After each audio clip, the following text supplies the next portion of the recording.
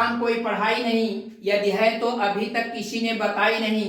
आज आप लोगों के विशेष आग्रह पर एक विशेष टॉपिक के साथ हम मौजूद हैं कि घन एवं घनमूल में शून्य की भूमिका।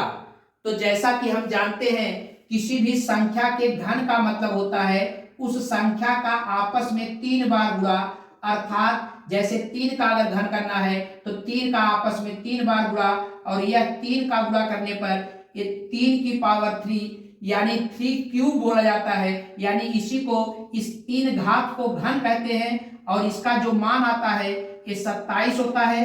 अब 27 का अगर हम घनमूल निकालते हैं तो वापस से यह मूल मान आ जाता है। यही जो मूल मान होता है यही इस 27 का घनमूल होता है। इसको ज्ञात करने के लिए हम जब 3 का मान ज्ञात करते हैं तो इस घात को इस तरफ ले जाना पड़ता है, यानी बराबर के उस तरफ घात जब जाती है तो जैसे जोड़ बराबर के उस तरफ जाता है तो घटाना हो जाता है, घटाना बराबर के उस तरफ जाता है तो भाग हो जाता है। ठीक उसी तरह से घात जब बराबर के उस तरफ जाती है तो वह घात 1/में हो जाती है।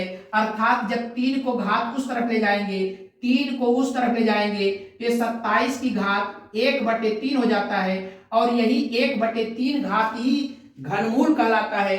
अर्थात 27 की पावर 1/3 का मतलब 27 का घनमूल। इसको हम इस घनमूल के प्रतीक चित्र को एक विशेष प्रतीक द्वारा प्रदर्शित करते हैं। अंडर रूट के पहले यहाँ 3 लिख करके यहाँ 27 लिख देंगे, यही 27 का घनमूल कहा जाता है। अब इसका मान ज्ञात करना हमने बड़ा आसान बताया था।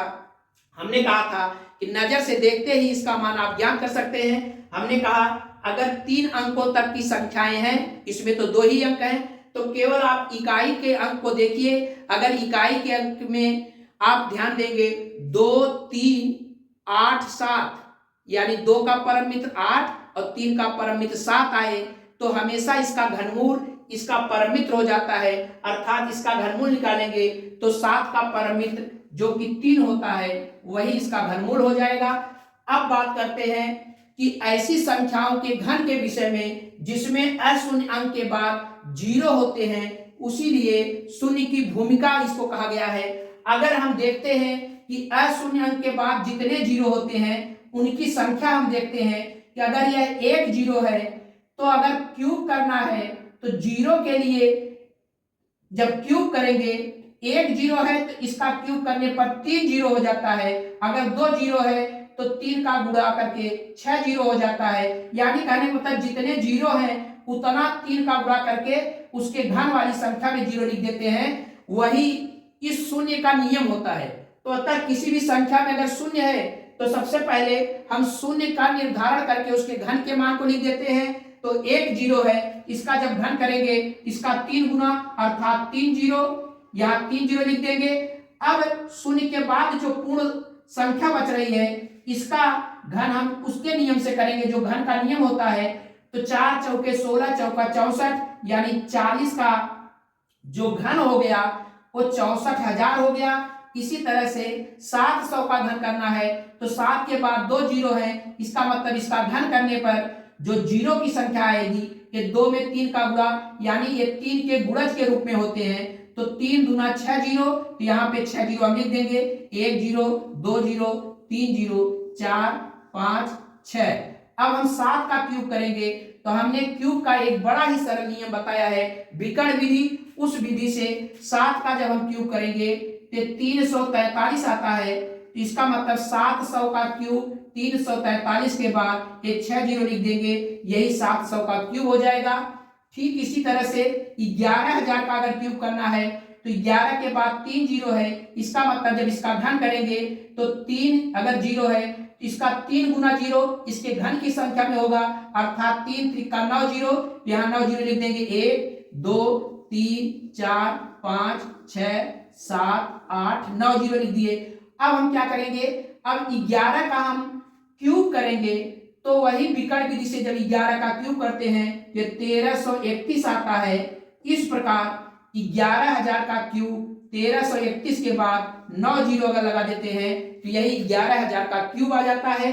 अब हम बात करते हैं घनमूल का, यानी आप देखेंगे कोई भी पूर्ण अगर घन संख्या है और उसमें 0 लास्ट में आता है तो किसी भी पूर्ण संख्या अगर जीरो शामिल है और वह पूर्ण धन संख्या है तो उसमें जीरो की संख्या एक निर्धारित संख्या होती है, या तो वह जो संख्या होती है वह 3 के पूर्ण गुणज के रूप में होगी, अर्थात या तो लास्ट में अशून्य अंक के बाद 3 जीरो होगा, या 6 जीरो होगा, या 9 जीरो होगा, या 12 जीरो होगा, या 15 जीरो होगा। अर्थात अशून्य अंक के बाद लास्ट में जितने भी शून्य आएंगे वो सब 3 के पूर्ण गुणन के रूप में होंगे।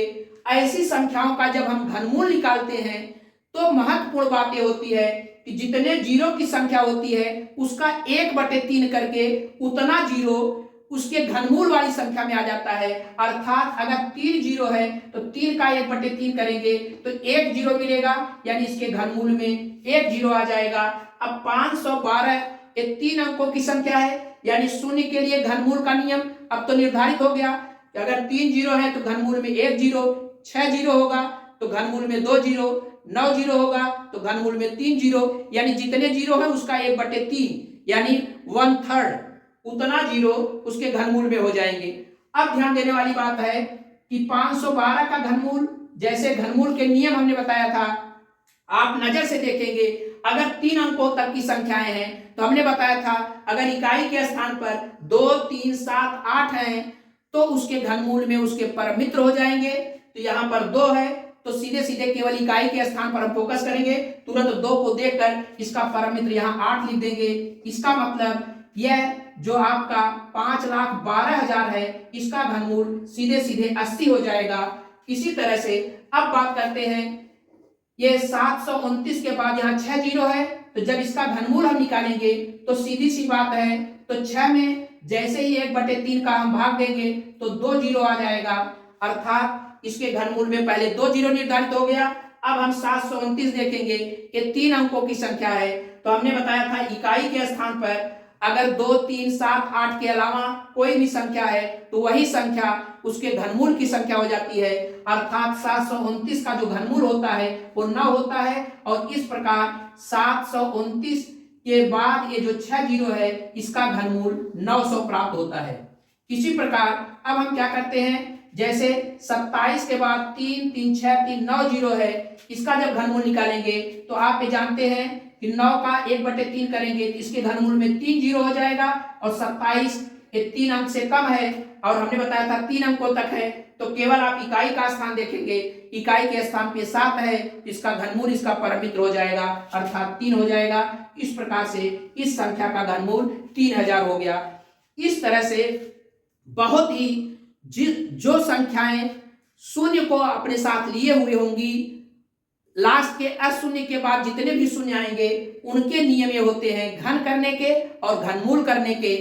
और एक बात आपको हमने बताया था कि किसी भी सम संख्या का घन जो होता है वो सम संख्या ही होती है, विषम संख्या का घन विषम संख्या ही होती है। अगर कोई पूर्ण संख्या पूर्ण धन संख्या अगर वो सम है तो उसका घनमूल भी सम होगा, अगर वह विषम है तो उसका घनमूल भी विषम होगा। तो आप जानते हैं कि अगर जीरो कोई संख्या लिया हुआ है कोई पूर्ण धन संख्या तो उसका घनमूल हमेशा एक सम संख्या है, इसका मतलब इसका घनमूल सम संख्या ही होगी। इसलिए जितने भी घनमूल इसके प्राप्त हुए हैं सब के सब एक सम संख्या है। इस तरह से फिर हम किसी नए टॉपिक और नए नियम के साथ अगले वीडियो में हाजिर होंगे। तब तक के लिए धन्यवाद, थैंक यू।